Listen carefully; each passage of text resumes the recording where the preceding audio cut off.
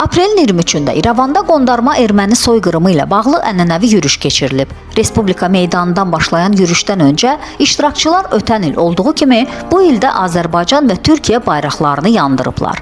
Bundan sonra onlar əllərində məşəllərlə yürüşə davam ediblər. Bu hadisə Ermənistanın özündə belə bir mənalı qarşılanmayıb. Belə ki, Ermənistanın baş naziri Nikol Paşinyan İrəvanda keçirilən yürüş zamanı revanşist qüvvələr tərəfindən Azərbaycan və Türkiyə bayraqlarının yandırılmasını pisləyib və bu addımı təxribat adlandırıb.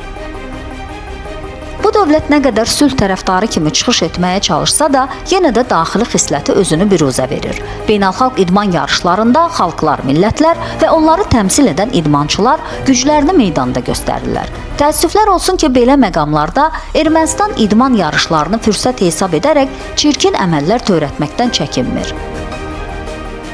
Dar düşüncənin və dayaz təxəyyülün məhsulu olan bu davranışlar hayların kimliyini göstərir. Onlar əmindirlər ki, Azərbaycan oğlu istənilən meydanda sözünü deyəcək və öz gücünə qələbə qazanacaq. Onlar çox yaxşı anlayırlar ki, yaxın zamanlarda Zəngəzur dəhlizi ilə yola düşən arzular qədim yurt yerlərimiz Qərbi Azərbaycanda Çin olacaq. Gec-tez bu baş tutacaq. Onları qorxudan canlarına vəlvələ salan da elə budur.